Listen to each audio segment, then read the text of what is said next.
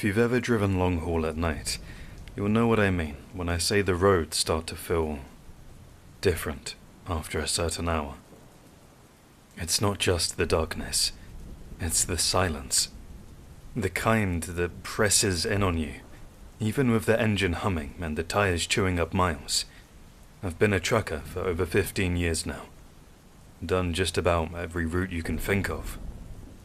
Snowstorms through mountain passes, desert runs where the horizon looks like it's on fire, overnight hauls where the only company you have is your own thoughts.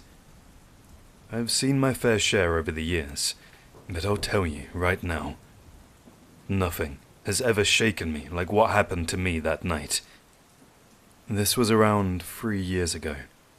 I was running a late haul for a stretch of back road that cuts between two major highways. Saves about an hour if traffic's bad. But hardly anyone takes it at night. No streetlights, barely any signal, just miles of forest on either side and the occasional broken down fence line. I'd driven it plenty of times before, never had an issue. That night, though, something felt off from the start. I remember glancing at the clock on the dash, 2:17 a.m., one of those dead hours where even the radio hosts sound half asleep. I had the CB on low, just static and the occasional crackle. The sky was pitch black, no moon, no stars, just my headlights cutting through the road ahead. I hadn't seen another vehicle for at least 40 minutes, and that's when I saw her. At first, I thought my eyes were playing tricks on me. You know how the light can catch things, branches, road signs, reflections, and make them look like something they're not. But this was a person, standing right on the shoulder of the road. She was just there. No car, no bike, no property anywhere nearby. Just a woman, standing still, facing the road. As I got closer, she started waving her arms. Now, I know what people say. Don't stop. Rule number 1, especially out in the middle of nowhere at that hour. But here's the thing, she didn't look threatening. She looked scared. She was wearing this long, pale coat, almost white, and her hair was dark, hanging down over her face. Even from a distance, I could see the way she was moving. Not aggressive, not frantic, just desperate. I slowed down. I don't even remember making the decision. My foot just eased onto the brake. I pulled the rig over about 10 feet past her and rolled down the passenger window. She walked up slowly. That's the first thing that struck me as odd. Most people in that situation, they'd rush the truck, try to explain, panic a little, but she didn't. She just walked, calm and quiet. When she got close enough, she looked up slightly and said, "Can you give me a ride?" Her voice was soft, too soft, almost like she hadn't spoken in a while. I hesitated at first and asked her if she was okay. Did she have a vehicle break down somewhere? She didn't answer right away, just glanced back over her shoulder towards the trees before she looked back and said to me, "I just need to go a little further down the road. Please." Something about the way she said please got to me. It wasn't emotional. It wasn't even convincing, really. Just flat. But I unlocked the door anyway. She climbed in, slow and careful, like she didn't want to make any sudden movements. She closed the door gently behind her, and then silence. I pulled back onto the road, checking my mirrors out of habit. Still nothing behind me. No headlights. No sign that anyone else was out there. For a while, neither of us spoke. I kept my eyes on the road, but I was very aware of her sitting there. She had her hands folded in her lap, head slightly tilted downward. Her hair covered most of her face, but I could see just enough to know she wasn't looking at me. I finally broke the silence and asked if she was okay. A beat passed before she answered yes. Just that. No explanation. No reason for why she was out there. Nothing. I nodded, even though she probably couldn't see it. We drove like that for a few minutes, maybe 5 to 10. I don't know. Time felt weird in the moment. Then I started noticing little things. First, the smell. It wasn't strong, but it was there. Damp and earthy, like wet leaves or soil after rain. Not exactly unpleasant, just out of place. I asked again if she was sure she was okay. This time, she turned her head slightly. Not enough for me to see her face fully, but just enough that I could tell she was looking at me. I said I'm fine, she replied. The same tone as before, flat and calm. But there was something underneath it now. Something I couldn't quite place. I swallowed and focused back on the road. A few more minutes passed, and then she spoke again. When she told me I could stop just ahead, I frowned, looking forward. There was nothing there. I asked what she meant, and that there was nowhere to go. She then told me there was a clearing up ahead, on the right. I had driven that road plenty of times, like I said. I didn't remember any clearing. Still, I kept going, and sure enough, about a mile later, my headlights caught a break in the tree line. A narrow, dirt path leading off into the woods. I felt a knot tighten in my stomach. "You live out here?" I asked her. She didn't answer. Slowing the truck, feeling unsure of dropping her there, I offered to take her further to the gas station a few miles ahead. But she cut me off. "Stop here," she said this time. Her voice was different.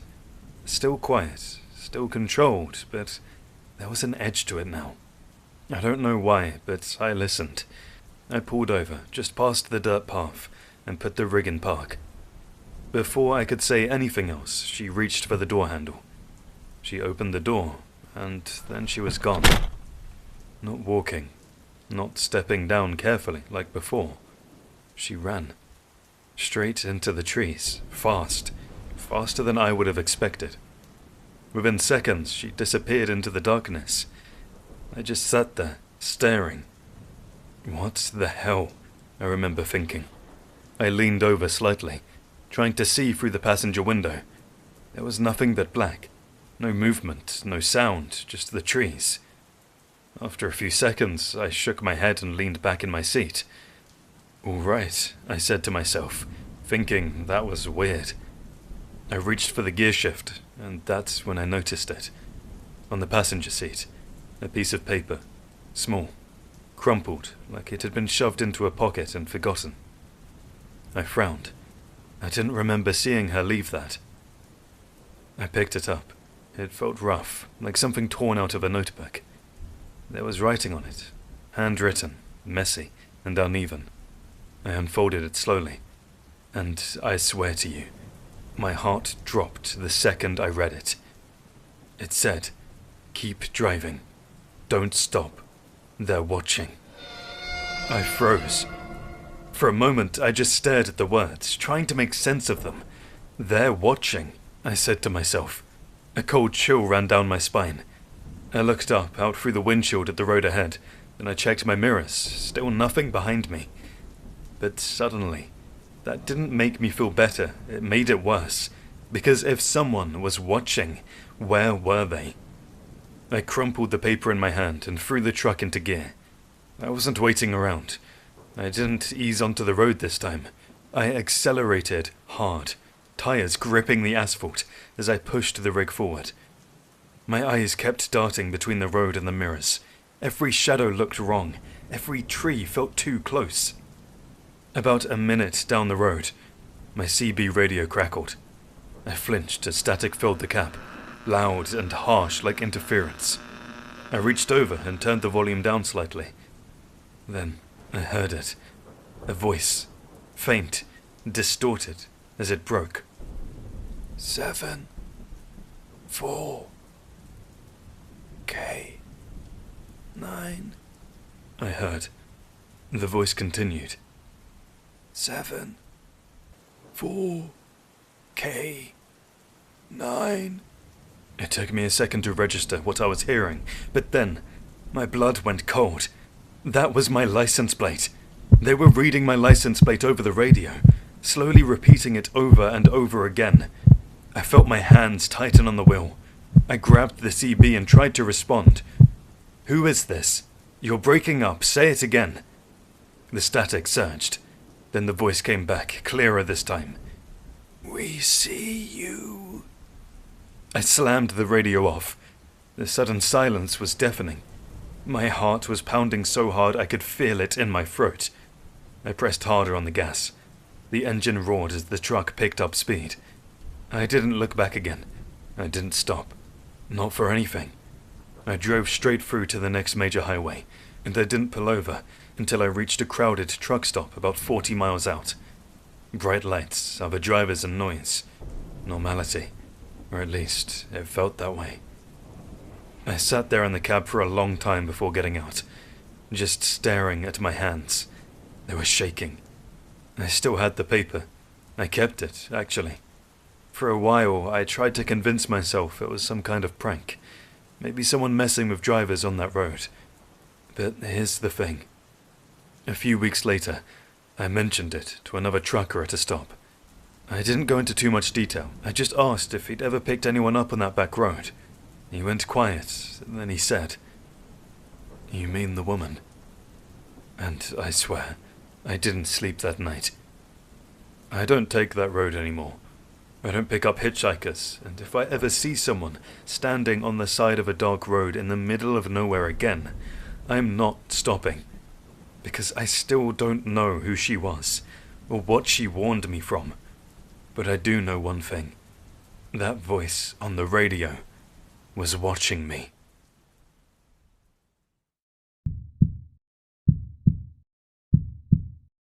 I've been a long-haul truck driver most of my life, and if there's one thing you learn quickly, it's how to read the road. And the feeling that comes with it. Some stretches feel normal, predictable. Others feel wrong.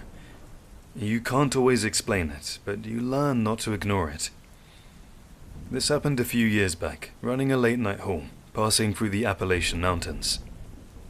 It was one of those long, winding routes that cut through miles of dense forest, with barely any towns or services along the way. Just road, rock, and trees that seem to close in tighter the deeper you go. I'd already been driving for close to 11 hours. My body felt heavy, my eyes dry and burning with tiredness. My thoughts were starting to drift in that dangerous way that tells you it's time to stop. I don't push past my limits anymore, not after all the stories you hear. So I started looking for somewhere to pull over. There aren't many options on that route. Eventually, I came up on a small turnout I'd seen before, but never used. It was barely marked, just a worn sign and a gravel patch off the side of the road. No lights, no facilities, nothing but trees on all sides. Even before I turned in, I remember feeling hesitant. Something about the place didn't sit right with me, but I was too tired to keep going safely, so I pulled in anyway. The moment I shut off the engine, the silence hit me. Not the peaceful kind, either. This was heavy silence, the kind that presses in on you. No distant traffic, no insects, no movement, just the faint ticking of the truck cooling down. I locked the doors, pulled the curtains, and climbed into the sleeper. My phone had no signal, which wasn't unusual out there, but it added to the isolation. It felt like I'd stepped completely off the map. I lay there, staring up at the ceiling, waiting for sleep to come. It didn't. After a while, the CB radio crackled. It was sudden and sharp, breaking the silence like something snapping. At first, I figured it was just interference. Those mountains can mess with signals, but the static didn't sound normal. It had a strange rhythm to it, like it was trying to form something. I listened for a few seconds, expecting it to fade out. But it didn't. The noise shifted, stretched, and for a brief moment it sounded almost like a voice, but distorted beyond recognition. Not clear enough to understand, but enough to make my stomach tighten. I turned the volume down after that. Told myself it was nothing. Just bad reception bouncing signals around in the mountains. Still, I didn't feel any more relaxed. I rolled onto my side, trying to settle in. That's when I heard the first sound from outside. A long, drawn-out wail. It echoed around the trees, low and uneven. At first, I had tried to place it. Some kind of animal, maybe. There were plenty out there. But the longer I listened, the less it sounded like any animal I knew. It didn't have the tone of anything I'd ever heard before. It sounded wrong. Too deep in places, too thin in others. Like it didn't belong to anything natural. I stayed still, listening. It came again. This time, it felt closer. A cold feeling settled in my chest. Not panic. Something quieter, heavier. The kind of instinct that tells you to pay attention. I pushed the curtain aside just enough to look out. The headlights were still faintly illuminating the road ahead, but beyond that, everything was darkness. The tree line stood still, black and solid, giving nothing away. There was nothing out there. I let the curtain fall back into place, telling myself I was overthinking it. Then, the tapping came. Soft at first, just a light, deliberate tap against the side of the truck, and I froze.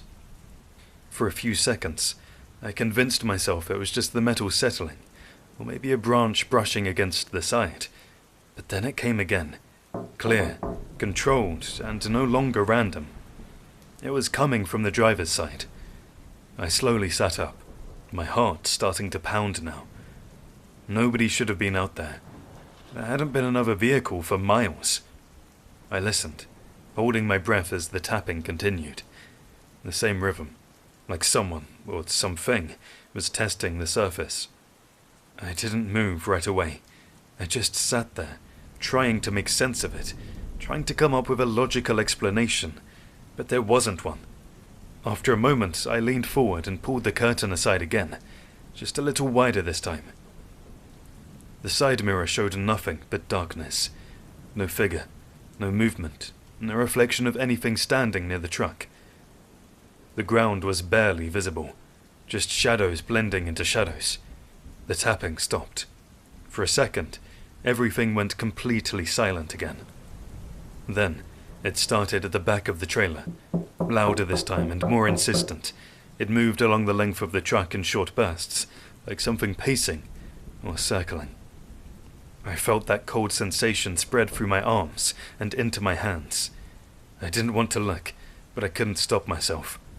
I grabbed my flashlight and pushed the curtain open wider, sweeping the beam towards the back as much as I could from my position. The light cut through the darkness, but it didn't land on anything solid.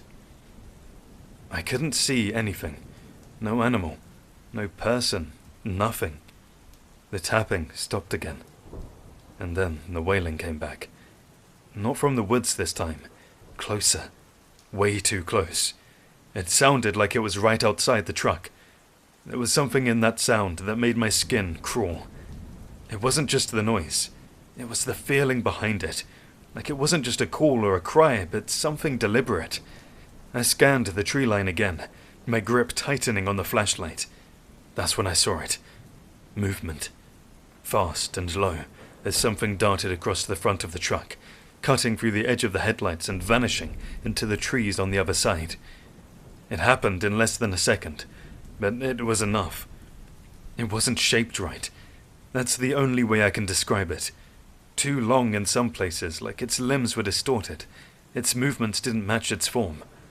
It didn't run like an animal. It almost folded as it moved, like its body didn't follow normal structure. I couldn't even tell you how big it was. My brain just refused to process it properly.